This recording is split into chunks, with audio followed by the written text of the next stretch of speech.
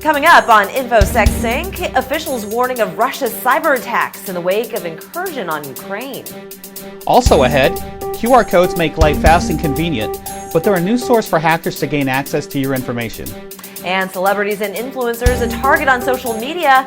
We've got those stories and more, so get ready to get in sync with InfoSecSync. You're watching the InfoSecSync Weekly News with Nick Thomas and news anchor Leyla Gulen, sponsored by Axellio. Threat detection and response done right. Axellio. Also sponsored by Sirius Federal.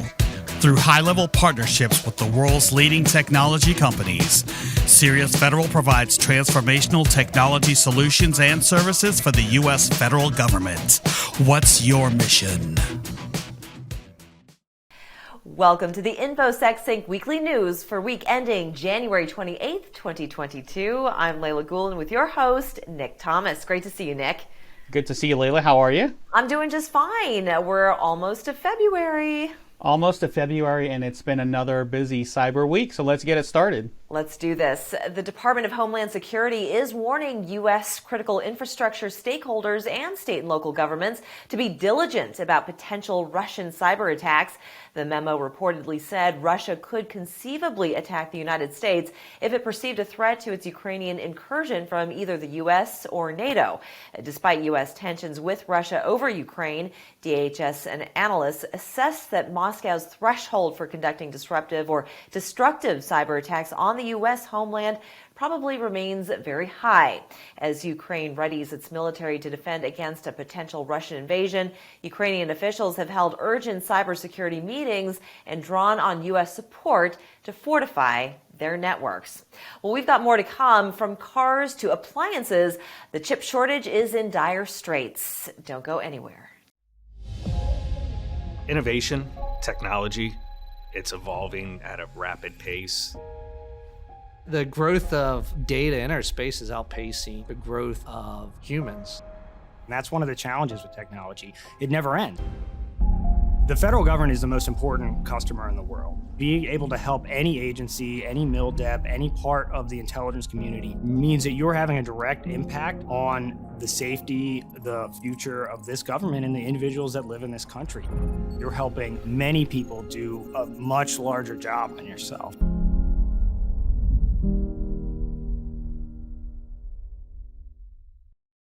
Well, just a few days worth of supply. That's how dire the chip shortage is these days. The findings come from a recent study to examine the impact of the ongoing chip shortage. It found that on a median basis, semiconductor buyers are reporting less than a 5-day supply, down from a 40-day inventory back in 2019. The situation is even worse for key industries where chip supplies are more scarce. Leyla? Well, Commerce found that chip demand among buyers was 17% higher in 2021 compared to 2019. Most of the major chip factories have also been booked at over 90% capacity since 2020. The Commerce Department says it's crucial for the U.S. to bolster its homegrown chip manufacturing industry to improve chip supplies over the long term. Congress is being asked to pass the U.S. Innovation and Competition Act, which includes $52 billion to help subsidize domestic semiconductor manufacturing. Well, Apple pushed out an urgent iOS update with fixes for 11 documented security flaws and warned that one of the vulnerabilities may have been actively exploited. Details on the active exploitation or any indicators of compromise has not been shared by Apple, but is described simply as a memory corruption issue that allows a malicious application to execute arbitrary code with kernel privileges. Separately, Apple pushed out a security update for Macos Catalina to fix multiple security issues and a Safari browser patch covering multiple WebKit security defects. Nick? Well, in more Apple news, a security researcher claims to have received more than $100,000 in a bug bounty from Apple for reporting a series of Safari and Mac OS vulnerabilities. These vulnerabilities could have been exploited to hijack a user's online account and webcam. Triggering the exploit required the victim to click on an open button on a malicious website. If the exploit had been successfully executed, it would give the attacker access not only to the victim's webcam, but also to their account on every website they visited in another tab in Safari. This includes their Gmail account, iCloud, Facebook, and PayPal accounts, among many more. The victim would be tricked through ShareBear into allowing the attacker to plan a file that they could later execute without needing any user interaction. And even if they initially planned file was not malicious, the attacker could later change the file's content and extension without the victim's knowledge. Leyla? Well, the FBI is warning consumers about the dangers of using QR codes. Businesses of all sizes are using these quick response or QR codes to carry out contactless operations amid the rise and spread of the COVID-19 pandemic in the last couple of years. But the FBIT says cyber criminals are taking advantage of this technology by directing QR code scans to malicious sites to steal victim data, embedding malware to gain access to the victim's device, and redirecting payment for cyber criminal use. The FBI has published its own set of guidelines and protection tips for consumers to spot malicious and fake QR codes. Among them, check the URL, look out for malicious domain names, and practice caution while entering login, personal, or financial information to a website that has been navigated via a QR code. Of course, this begs the question, Nick, is how do you know really that this is a malicious QR code? Should we just stop using them altogether? How best do you spot these? That's a great question, Leyla. And I always tell people, don't scan these QR codes because you don't know until you scan them. Just go to the website or Google the website or what the QR code is trying to tell you to look at. But you have no idea until you scan a QR code that it is malicious. So watch out for that. And in further news, President Biden has signed a memorandum focused on boosting the cybersecurity of national security, Department of Defense, and intelligence community systems. The new National Security Memorandum's goal is to implement the cybersecurity requirements outlined in the executive order signed by the President in May 2021 to help improve the United States cyber defenses. The memorandum establishes guidance and timelines for implementing the national security system's cybersecurity requirements described in the executive order. Networks contain classified information, or they are critical to military and intelligence activities. The executive order was signed in response to the SolarWinds, Colonial Pipeline, and other significant attacks believed to have been carried out by foreign threat actors. Leyla? Well, the Federal Reserve has published its long-awaited discussion paper on a central bank digital currency. The paper is titled Money and Payments, the U.S. Dollar in the Age of Digital Transformation. The U.S. Central Bank said it would likely opt for an intermediary system in which the private sector would be charged with issuing the digital wallets for the U.S. CBDC. Well, among the Fed's chief concerns are both cybersecurity and privacy. The Fed says the design and implementation of a potential CBDC must consider consumer privacy and ensure strong identification verification controls to stem money laundering and the financing of terrorism. Nick, do you think this is the first step in actually regulating cryptocurrency? I do, and I think it's a great move to get started so we can start doing this the way we're supposed to be doing it. I think it's a great first step, Leyla. Okay. Security experts are questioning whether the notorious Revel ransomware operation has rebooted as, quote, ransom cartel.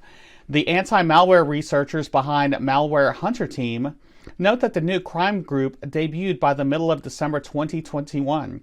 The fate of Revel's leadership also remains an open question, with core members such as Unknown, aka Unknown, having disappeared from cybercrime forums they use to frequent.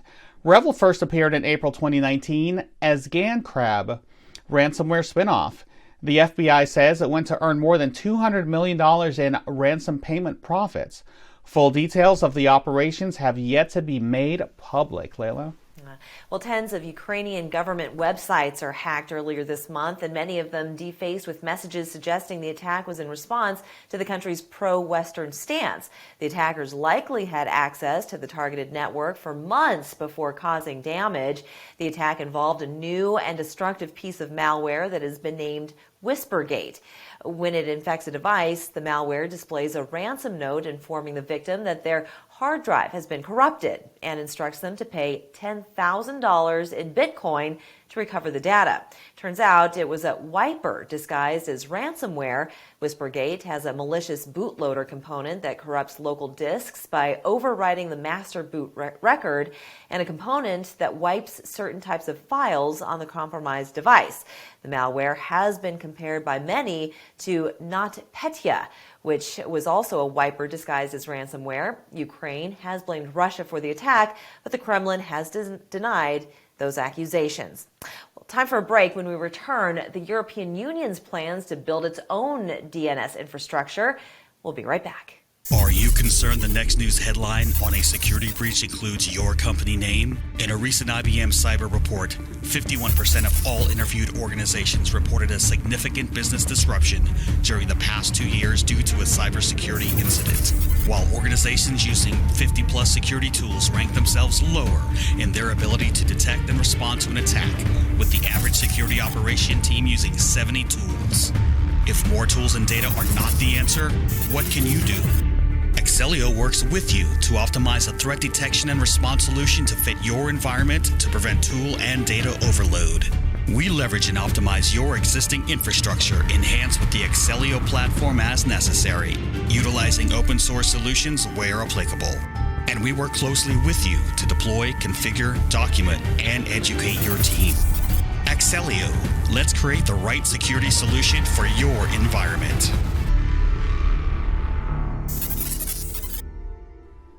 Microsoft researchers tracking Apache Log4j exploits discovered a previously undisclosed vulnerability in SolarWinds ServeU software.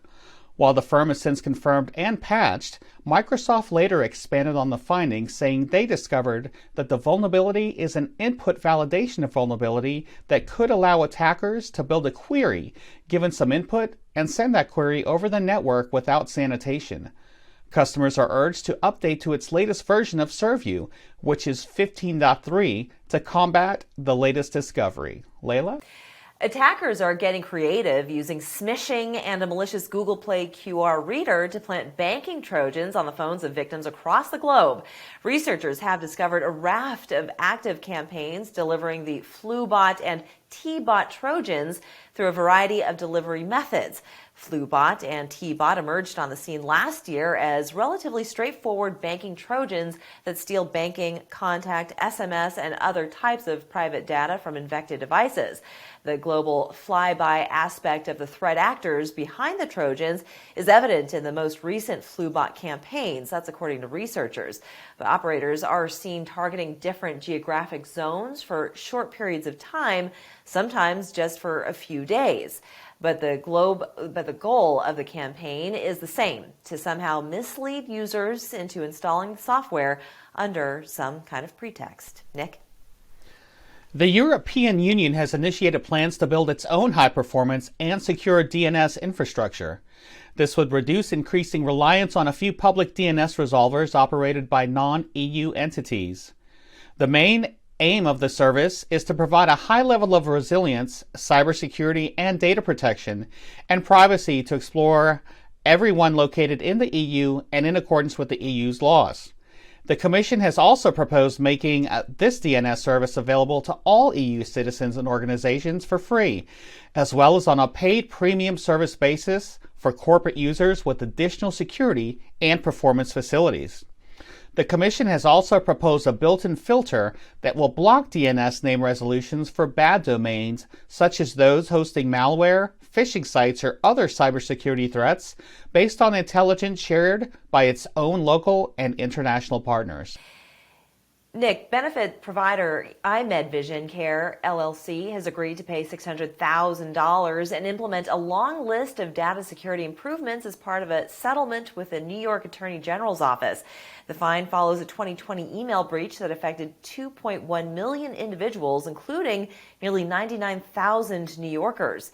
Unknown attackers gained access to an iMed email account that was used by some iMed clients to provide sensitive consumer data in connection with vision benefits enrollment and coverage. The attacker entered login credentials via a web browser and mail client. While the intrusion itself lasted about a week, it permitted the attacker access to emails and attachments containing sensitive customer information dating back 6 years prior to the attack. Nick? Well, when we come back, celebrities and influencers are a social media target. We'll explain after the break. We utilize technology in ways to transform opportunity for the country, for our citizens, and for the world. We're at the forefront of what we're able to do with some of these solutions when you talk about artificial intelligence and analytics and what we can do with data and how we utilize those solutions to make lives better for everybody. The future's bright and the possibilities are endless.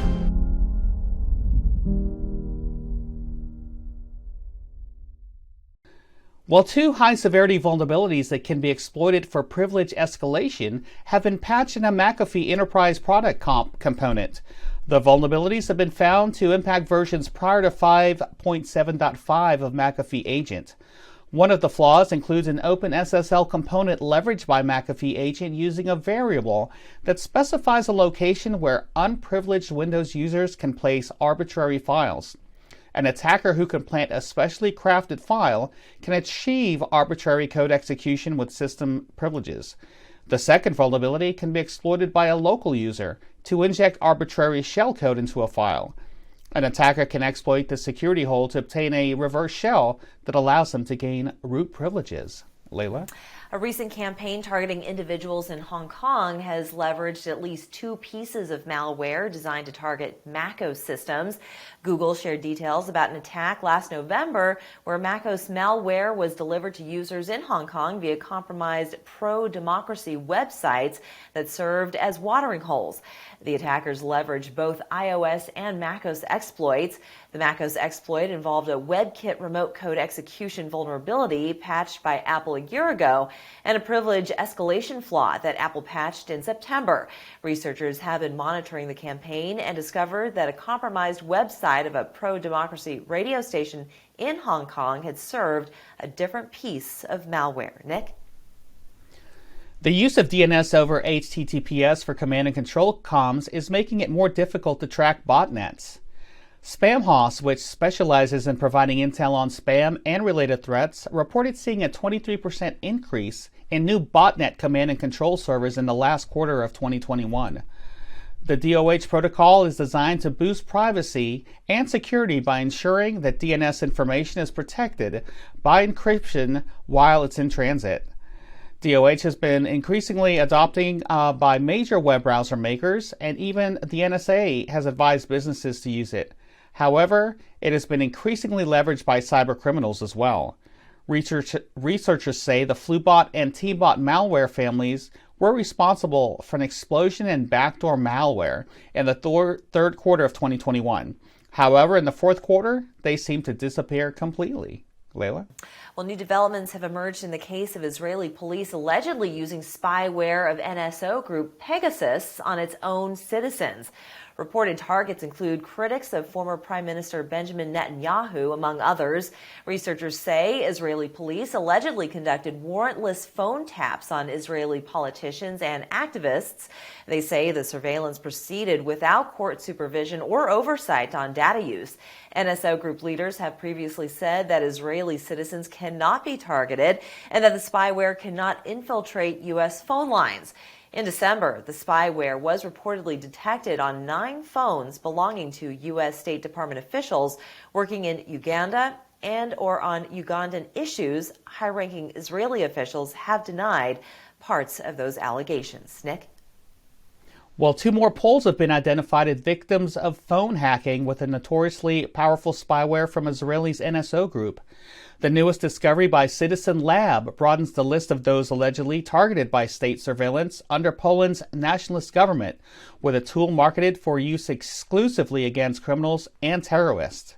In its new findings, Citizen Lab found that a farmer and author, both members of the agrarian social movement, were hacked several times. The spyware, known as Pegasus, is ultra-invasive.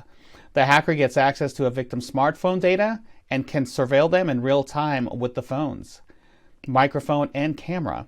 The Pegasus abuse cases worldwide highlight how much technologies used against journalists, dissidents, rights activists, and politicians pose a growing threat to democratic systems.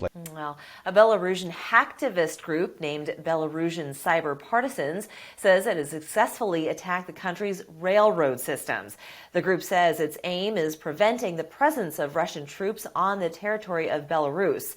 The group also encrypted some of the railroad's servers, databases, and workstations to disrupt its operations. The type or the source of the code for the ransomware deployed has not been confirmed. In exchange for the decryption keys, the hacktivists demanded the release of 50 political prisoners and removal of Russian troops from Belarusian territory. There is not the first time, that the Belarusian cyber partisan hacktivists have targeted an organization with a ransomware attack. In December 2021, they attacked the computer networks of one of the largest car companies in Belarus. Nick? Singaporean cryptocurrency exchange Crypto.com confirmed that its platform fell victim to a multi-million-dollar cyber attack. Unauthorized withdrawals targeted the Ethereum and Bitcoin of 483 users.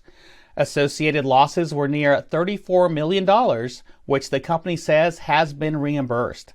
The platform says it has revamped and migrated to a completely new two-factor authentication infrastructure. It also says it will move away from two-factor authentication and embrace true multi-factor authentication to provide added strength. The company also confirms it has audited its entire infrastructure to further harden its security posture and has engaged with third-party security firms to perform additional security checks and initiate additional threat intelligence services. Well, finally, researchers are reporting a phishing campaign that hijacks corporate Instagram accounts along with the accounts of influencers who have a large number of followers. The threat actors then extort ransom payments from the victims, or if the account holders refuse to pay, the threat actors would then sell the accounts on the dark web. The researchers said the threat actors then add a comment to the profile that says the account is held to be sold back to its owner. The comment includes a link composed of a shortened WhatsApp domain and a contact number. When the victim clicks on the link, it opens a WhatsApp chat conversation prompt with the threat actors, who also contact the victim via text at the phone number listed on the account. They then start negotiating a ransom in exchange for access to that account. And Nick, I would think that we've been told over and over again, do not click on anything that looks suspicious. So is this yet another example of that? It certainly is. Never click on anything suspicious. That's all you got to do. No clicks. The price you pay is way too high. Yeah, absolutely. Well, that's going to do it for us. On behalf of Nick and myself, we want to thank you so much for watching. You are now in sync with InfoSecSync. We'll see you again next week. Are your security event notifications impossible to prioritize and act upon? Axelio's Packet Express platform provides total packet visibility that works with your existing analysis applications to enable a comprehensive threat response. Capture any traffic reliably at 100 gigabits per second. Distribute directly from disk to any security application at over 100 gigabits per second to keep up with traffic spikes and growth. Pivot directly from an event into the relevant packets for insightful pre- and post-event analysis. Packet Express for informed decisions and rapid incident response. Axelio. Detect, disrupt, defend. Technology is always moving forward, and one of the things that Sirius Federal does really well is understand how the technology pairs with what the business intent is for that customer. Cisco offers a really robust suite of products and solutions that really help move business intent forward, not just solve a singular problem.